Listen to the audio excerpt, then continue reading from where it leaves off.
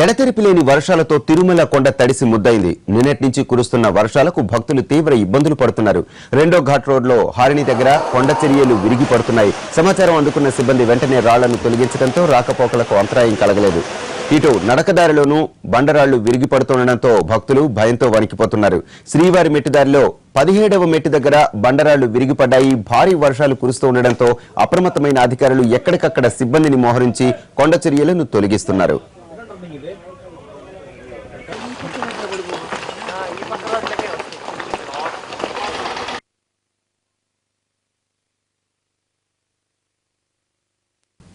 వాయుగుండం ప్రభావంతో ఆంధ్ర, తమిళనాడు తీరంలో వర్షాలు కురుస్తున్నాయి. తిరుమలలో కూడా భారీ వర్షాలకు కొండ చర్యలు విరిగిపడుతున్నాయి. మా ప్రతినిధి మోహన్ అడిగి మరిన్ని వివరాలు తెలుసుకుందాం.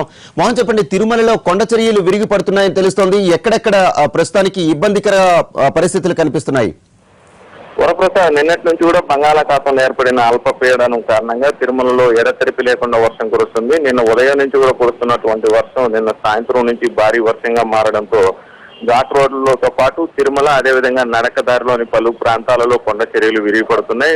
వర్షం ముందే ఉంచినటువంటి టీటీడీ అధికారులు అప్రమత్తంగా వ్యవహరించడంతో ఇప్పటి వరకు కూడా భక్తులకు సంబంధించి ఎలాంటి ఇబ్బందులు తలెత్తినటువంటి పరిస్థితి. నిన్న రాత్రి నుంచి కూడా రెండవ ఘాట్ రోడ్లోని హారిణి అని చెప్పి అంటే దాదాపు 10వ కిలోమీటర్ ప్రాంతంలో కొండ చర్యలు విరిగిపడ్డాయి. అదే సమయంలో అక్కడ ఉన్నటువంటి ఇంజనీరింగ్ సిబ్బంది వాటిని వెంటనే తొలగించి ట్రాఫిక్ ఎలాంటి ఇబ్బందులు కలిగించకుండా చేశారు. ఇక తిరుమలలోని పలు ప్రాంతాలలో కూడా కొండ చర్యలు విరిగిపడ్డాయి. ఎస్ఎంసీ ప్రాంతంలో కొండ చర్యలు విరిగిపడడంతో ఒక కారు ధ్వంసమైంది. ఇక అదేవిధంగా నారాయణగిరి ఉద్యానవనం ప్రాంతం, అదేవిధంగా నారాయణగిరి కాటేజీలు ఉన్నటువంటి ప్రాంతంలో కూడా కొండ చర్యలు విరిగిపడ్డాయి. ఇక మొట్టమొదటిసారిగా నడక మార్గంలో కూడా కొండ చర్యలు విరిగిపడినటువంటి పరిస్థితి. శ్రీవారి మెట్టు నడక మార్గంలో 17వ మెట్టు వద్ద కొండ చర్యలు విరిగిపడుతూ అక్కడ ఉన్నటువంటి సిబ్బంది వాటిని తొలగించి ఆ ప్రాంతంలో భక్తులకు ఇబ్బందులు తలెత్తుకునే ఏర్పాట్లు చేశారు. భక్తుల రద్దీ కూడా సాధారణ కంటే తక్కువ స్థాయిలో ఉండడంతో ఆ ప్రాంతంలో భక్తుల రాకపోకలు లేకపోవడంతో కొండ చర్యలు విరిగిపడినటువంటి సమయంలో ఎలాంటి ప్రమాదం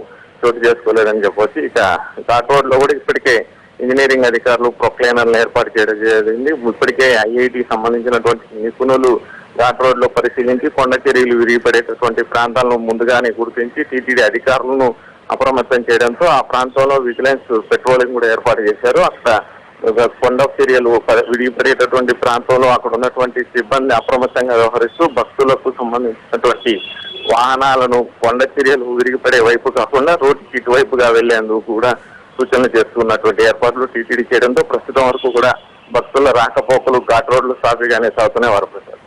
రైట్, థ్యాంక్ యూ మోహన్. తమ జలాల్లోనికి ప్రవేశించారన్న కారణంతో లంకన్ నేవీ సిబ్బంది భారత మత్స్యకారుల సామగ్రిని ధ్వంసం చేసింది. చేపలు పట్టే 30 వలలను ధ్వంసం చేసి అక్కడి నుంచి వెనక్కు పంపించేసింది. దీంతో మత్స్యకారులు లంకన్ నేవీ సిబ్బందిపై ఆగ్రహం వ్యక్తం చేశారు. వలలు ధ్వంసం కావడంతో తమిళనాడు రామేశ్వరానికి చెందిన మత్స్యకారులు చేపల వేటను తాత్కాలికంగా నిలిపివేశారు.